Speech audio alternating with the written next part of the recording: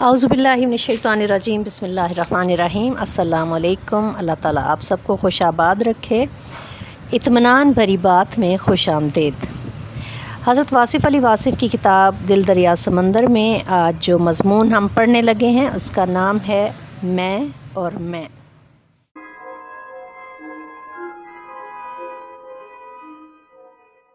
میں نے آئینے میں دیکھا، میرا عکس تھا ہو بہو مجھ جیسا۔ میں اس میں محو ہو گیا، اس کی حرکات و سکنات میری جیسی تھیں۔ میں آگے بڑھتا گیا، وہ آگے بڑھتا گیا۔ میں پیچھے ہٹا، وہ پیچھے ہٹ گیا۔ میں چھپ گیا، وہ چھپ گیا۔ یہ عجیب کھیل تھا۔ میں سوچتا کہ اصل میں کون ہے، آئینے کے اندر یا باہر؟ ایک اصل ہے، دوسرا عکس ہے، اور اصل عکس کا عکس ہے۔ یہ سوچ بڑی اذیت ناک تھی۔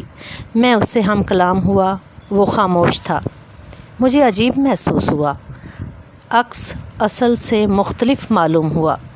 وہ ہمیشہ خاموش رہا اور میں ہمیشہ بولتا رہا۔ ایک دن میں نے اس سے پوچھا، تم بولتے کیوں نہیں؟ وہ مسکرایا اور چپ رہا۔ کمرے میں سناٹا تھا۔ میں نے پھر سوال کیا، تم بولتے کیوں نہیں؟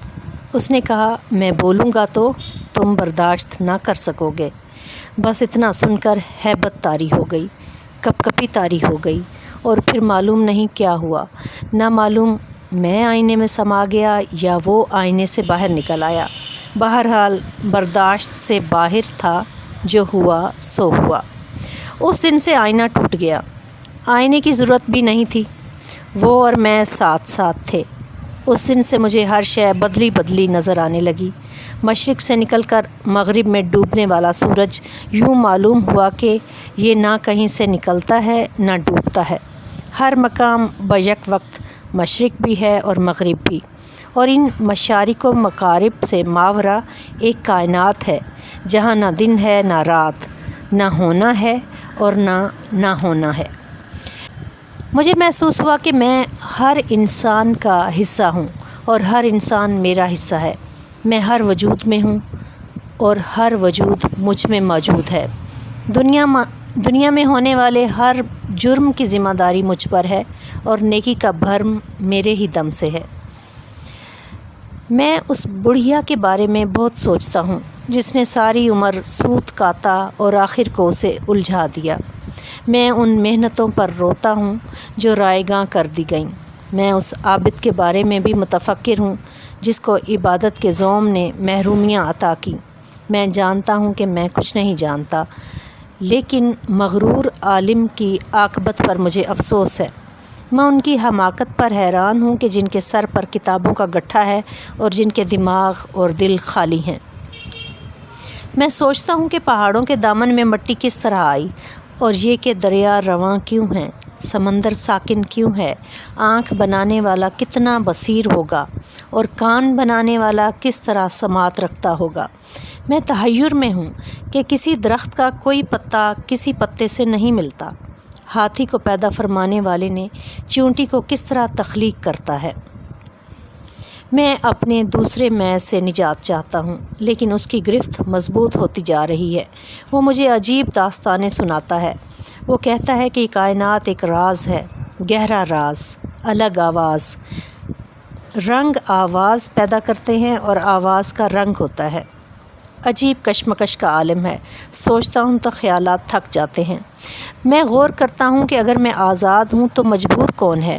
میرا آنا اور جانا میرے بس میں نہیں تو میرا ہونا کس کام کا؟ میں حصار وقت کو توڑ سکتا ہوں، لیکن میرے گرد آرزوؤں کے پہرے ہیں۔ میری خواہشات مجھے جکڑ رہی ہے۔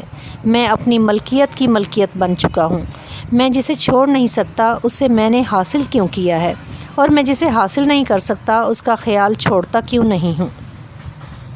میں سوچتا ہوں کہ وحدت ملت اور تفریق ملت میں کیا فرق ہے۔ میں سوچتا ہوں کہ دولت کی محبت انسان کو بے حس کیوں کر دیتی ہے۔ میرا بھائی جس کارخانے میں ملازم ہے، میں اس کا مالک ہوں، پھر بھی میں اس کا بھائی ہوں۔ اس کو چیتھڑوں میں دیکھ کر میرا قیمتی لباس جھلس کیوں نہیں جاتا؟ میں بے بس ہوں، مجبور ہوں کہ میں اعلیٰ قسم کے کھانے کھاؤں اور بھائی اپنے کمزور نصیب پر صبر کرے۔